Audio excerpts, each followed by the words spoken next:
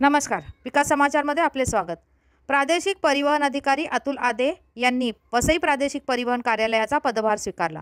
वसईला मिळाला पूर्णवेळ प्रादेशिक परिवहन अधिकारी. वसई उपप्रादेशिक परिवहन कार्यालयाला प्रादेशिक परिवहन कार्यालयाचा दर्जा मिळाल्यानंतर प्रथमच प्रादेशिक परिवहन अधिकारी म्हणून अतुल आदे यांनी दिनांक 7 जून 2024 रोजी पदभार स्वीकारला. अतुल आदे आरटीओ कार्यालयाचा दर्जा मिळाल्यानंतर पदभार स्वीकारणारे पहिलेच अधिकारी म्हणून त्यांच्या नावाची नोंद होणार आहे. आज त्यांनी पदभार स्वीकारल्यानंतर सर्व अधिकारी व कर्मचारी यांनी त्यांचे पुष्पगुच्छ देऊन सत्कार व स्वागत केले.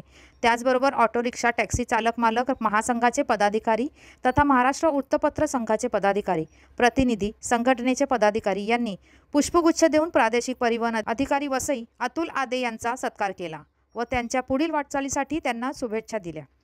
उपप्रादेशिक परिवहन कार्यालय वसई सुरू होऊन जवळजवळ 14 वर्षे होऊन गेली. त्यानंतर वसईला मागील 4 महिन्यापूर्वी प्रादेशिक परिवहन कार्यालयाचा दर्जा मिळाला होता. यावेळी उपप्रादेशिक परिवहन अधिकारी दशरथ वाघुळे हे प्रभारी प्रादेशिक परिवहन अधिकारी यांचा पदभार सांभाळत होते. नुकतीच त्यांची कार्यालयीन बदली सातारा येथे झाली. त्यांच्या जागेवर पिंपरी चिंचवड येथे उपप्रादेशिक परिवहन अधिकारी म्हणून जबाबदारी सांभाळणारे व प्रादेशिक परिवहन अधिकारी अशी पदोन्नती मिळालेले अतुल आदे यांनी काल प्रादेशिक परिवहन कार्यालय वसईचा पदभार स्वीकारला.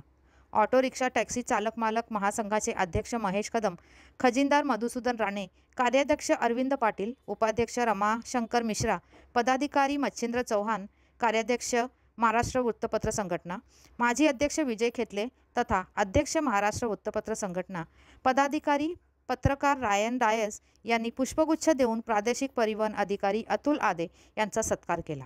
वसईला आता पूर्णवेळ प्रादेशिक परिवहन अधिकारी मिळाल्याने नागरिकांची कामे जलद गतीने होणार आहेत.